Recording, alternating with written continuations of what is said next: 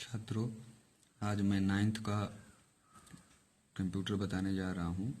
इसके पहले मैं कंप्यूटर के गुण बताया था और इस टॉपिक में मैं आपको कंप्यूटर की सीमाएं के बारे में बताऊंगा।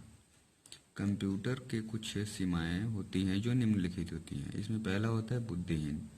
बुद्धिहीन का मतलब होता है कंप्यूटर के पास अपना कोई दिमाग होता नहीं है।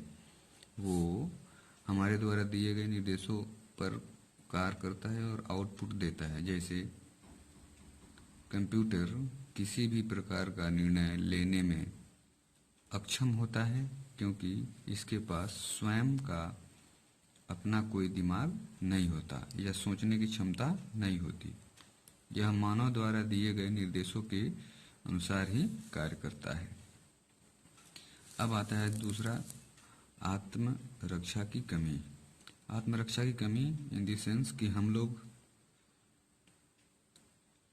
अगर अपने पे कोई दिक्कत आती है तो हम लोग सेल्फ डिफेंस करते हैं, अपनी रक्षा करने के लिए कोई ना कोई कदम उठाते हैं। लेकिन ये मशीन है, इसमें आत्मरक्षा की कमी होती है। जैसे अगर ये पानी में भीग रहा है तो भीगेगा, अगर इसको ज़्यादा वोल्टेज सप्लाई हुआ तो ये खराब हो जाएगा, ख़त्म हो सकता है।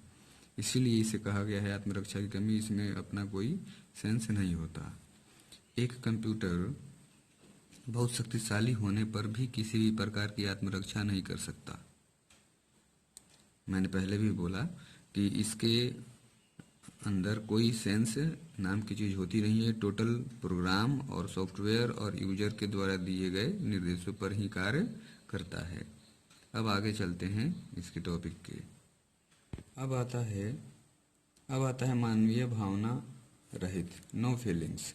कंप्यूटर की अपनी कोई भावना नहीं होती। यह बिना सोचे यूजर के निर्देशों के अनुसार कार्य करता है।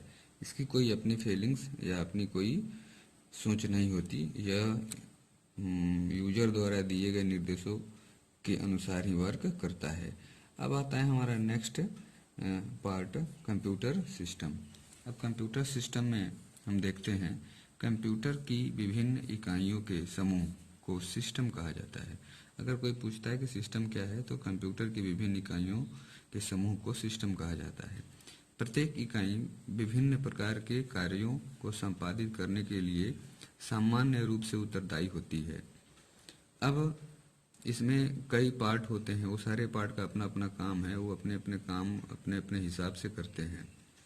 कंप्यूटर सिस्टम को निम्न भागों में बांटा गया है। अब कंप्यूटर को जिस भाग में बांटा गया वो आगे देखेंगे। सबसे पहले होता है हार्डवेयर, आप लोग भी सुने होंगे, जानते होंगे। दूसरा सॉफ्टवेयर और तीसरा होता है प्रयोगकर्ता। कंप्यूटर तभी पूर्ण होगा जब ये तीन पार्ट को मिलके बनता है। अब इसमें देखेंगे, सबसे पहले है हार्डवेयर। हार्डवेयर तैयार किया जाता है।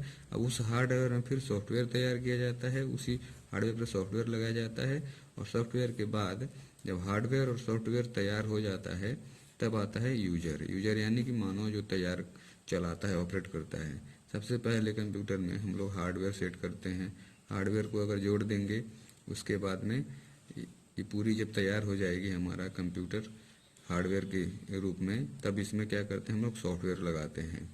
सॉफ्टवेयर जब लग जाएगा तो सॉफ्टवेयर पूरी लग जाएगी, उसके बाद में यूजर उसको यूज करने लायक होता है। इसीलिए इसको 3 स्टेप में विभाजित किया गया है। पहला होता है हार्डवेयर। और हार्डवेयर के बारे में देखेंगे, कंप्यूटर के यांत्रिक, वैद्युत तथा इलेक्ट्रॉनिक भाग को हार्डवेयर कहते हैं। जैसे कीबोर्ड हुआ, माउस, प्रिंटर, स्क्रीन, संचार लाइनें, सर्किट बोर्ड इत्यादि। यानी सीपीयू के अंदर जितने भी पार्ट्स लगे होते हैं वो हार्डवेयर के रूप में आते हैं और कीबोर्ड भी और मॉनिटर भी हार्डवेयर में ही आएंगे, जिसको हम लोग टच कर सकते हैं, छू सकते हैं। अब आता है सॉफ्टवेयर। सॉफ्टवेयर विभिन्न छोटे छोटे प्रोग्रामों के समूह को सॉफ्टवेयर कहते हैं। अब इसका प्रयोग कंप्यूटर के हार्डवेयर को संचालित करने के लिए किया जाता है। जैसे ऑपरेटिंग सिस्टम हुआ, हमने कहा था कि अगर हार्डवेयर जोड़ देंगे, हार्डवेयर जोड़ने के बाद में उसमें सॉफ्टवेयर लगाते हैं और जब सॉफ्टवेयर लगा देंगे पूरी, तब वो उसको यूज करने लायक होता है कंप्यूटर। अब इसका नेक्स्ट आता है प्रयोगकर्ता। प्रयोगकर्ता यानी हम लोग हैं मानव, जिसे कंप्यूटर को यूज करते हैं। जब हार्डवेयर लग गया, हार्डवेयर में सॉफ्टवेयर इंस्टॉल कर दिए, सॉफ्टवेयर इंस्टॉल कर दिए, कंप्यूटर पूर्ण रूप से तैयार हो गया। अब कंप्यूटर पर कार्य करने वाले व्यक्ति को ही ये प्रयोगकर्ता या यूजर कहते हैं। अक्सर होता है कि प्रयोगकर्ता है कौन? जो कंप्यूटर पे जो भी वर्क करता है उसे हम लोग प्रयोगकर्ता कहते हैं। अब आता है ये वर्क कैसे करता है, इसकी मूल क्रियाएं क्या हैं। डेटा व निर्देशों को ग्रहण करना। कंप्यूटर, इसमें कंप्यूटर सिस्टम यूजर से डेटा और निर्देशों को इनपुट के माध्यम से ग्रहण करता है।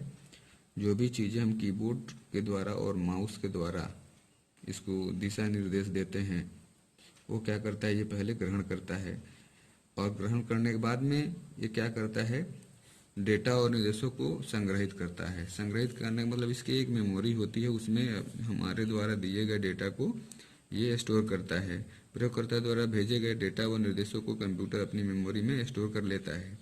उसके बाद आता है डेटा पर प्रक्रिया करना। अब डेटा पर प्रक्रिया करना, हम लोग जो भी निर्देश देते हैं वो जा करके प्रोसेसिंग होती है कहाँ, सीपीयू में।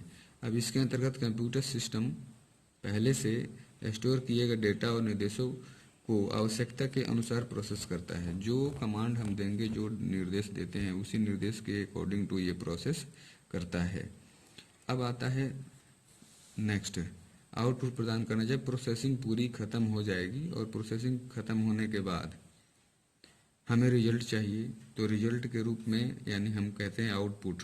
डेटा तथा निर्देशों पर प्रक्रिया करने के बाद कंप्यूटर प्राप्त परिणामों को आउटपुट के रूप में मॉनिटर स्क्रीन पर प्रस्तुत करता है।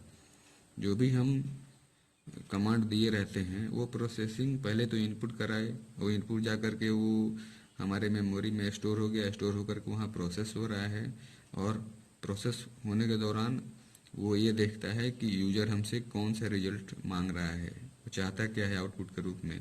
तो वो हमारे द्वारा दिए गए डेटा और निर्देशों को अपने पे काम करता है और काम करने के बाद में स्क्रीन के माध्यम से, मॉनिटर के माध्यम से हमें आउटपुट देता है। तो हम ये कह सकते हैं कि हमारे द्वारा दिए गए जो भी निर्देश होती है वो कंप्यूटर प्रोसेसिंग करने के बाद में आउटपुट के रूप में मॉनिटर स्क्रीन पर प्रस्तुत करता है। तो ये रहा 9th क्लास के कंप्यूटर का नोट्स, जो कि चैप्टर पहला का है। ये आप सभी स्टूडेंट से यही कहूँगा मैं कि इसे नोट्स बना करके लिखें और जब भी स्कूल खुलेगा तो इसको चेक किया जाएगा। धन्यवाद।